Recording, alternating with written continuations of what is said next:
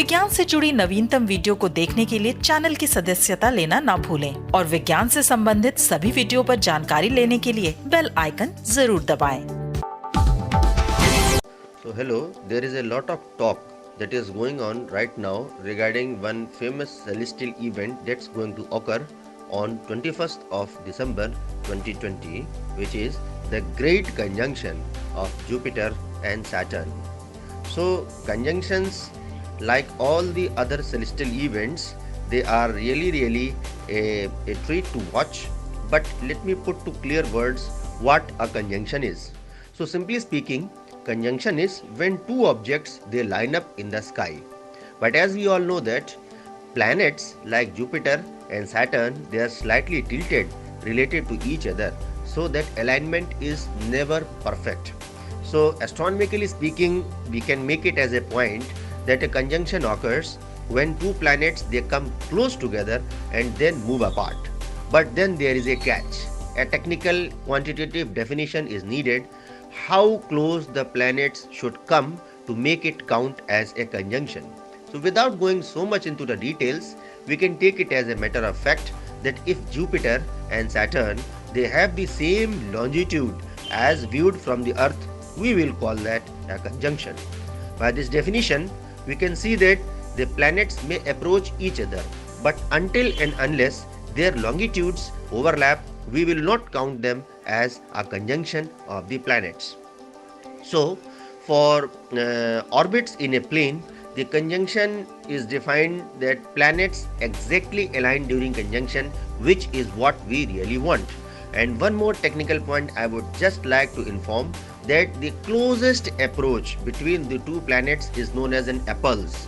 So we can say whenever two planets like Jupiter and Saturn they pass one another, then they are moving along the plane. So the closest approach, that is the appulse, it coincides with the longitudes being the same, that is conjunction to a very subtle high degree of accuracy. So this is what a conjunction is. Now coming to a very important talk, that is how special is the upcoming conjunction, because everybody wants to see this conjunction, which really is spaced about by a time span of 20 years. Because we all know that like the planet Earth, our mother Earth, the Jupiter and Saturn, which both are the outer planets in comparison to Earth, they orbit in a counterclockwise direction as viewed from the Earth's north pole, and the inner planets they move fastest, and we can say that Jupiter has an orbital period of about 11.86 years, with Saturn's orbital period or the period of revolution round the Sun being 29.46 in a rough manner. So how long will it take them to to line up in comparison to the Earth as seen from the Earth or as seen from the Sun? So it roughly will be 19.86 years, or you can say roughly speaking they come together in the form of a conjunction in 20 years. Then apparently Kepler, who pointed out this as a great conjunction between Jupiter and Saturn, because not all the conjunctions they are particularly great, in a sense that in many such alignments the planet they don't get so close as they are going to get together on 21st of December. Now the important thing is this in comparison to 0 common era to 3000 common era, only 7 Jupiter Saturn great conjunctions they have occurred that will be closer than the one that is going to approach now, and two of them that is roughly in 769 common era and 1623, a very famous conjunction, they were too close to the Sun for Saturn to be seen without any telescope. So that's why that is one observable conjunction that happened in 1226 on 4th of March. So that was, you can say, a great conjunction that was taken up by the people with a proper visibility. So you can say how many years after that, technically speaking 397 years after 1623 this great conjunction is happening, but a visible conjunction of the order of the magnitude is happening after 1226. So The point comes, how easy is it for the observers to see this great conjunction? Now, a difficulty with the December 21st conjunction for observers is that the separation of the conjunction from the sun is about only 30 degrees. Now, if we should want sun to be at least 6 to 7 degrees below the horizon for the sky to be dark enough, so you can say the conjunction will be somewhere around the altitude of about 10 to 15 degrees perhaps, which is difficult to observe. So it cannot be done without good weather and proper clear horizon. But seeing this, it will take a little bit of a planning and luck with weather. Out of the two planets, the Saturn is significantly fainter than Jupiter and it is difficult to see. But the catch here is, you try to spot Jupiter, Saturn will be right next to it. So the sense of observation goes, as long as the skies are clear, you go find a place where you watch the sunset, and then you will be successful in observing the event.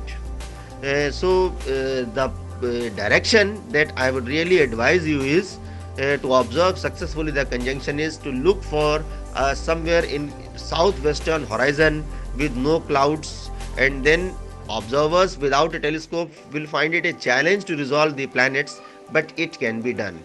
And this really is a very great event to watch, because at the closest approach the separation between the planets is about 3.6 arc minutes, and the moon is about 30 arc minutes. So theoretically, unaided eye can resolve to 1 arc minute, but that is for equally bright and perfect optics objects. So more realistically speaking, 2 to 5 arc minutes is a more resolvable limit and a decent vision for the naked eyes. For the last great conjunction that happened on May 28, 2000, the apparent distance between Jupiter and Saturn in the sky was around 68.9 arc minutes, or you can say it was more than twice the diameter of the full moon.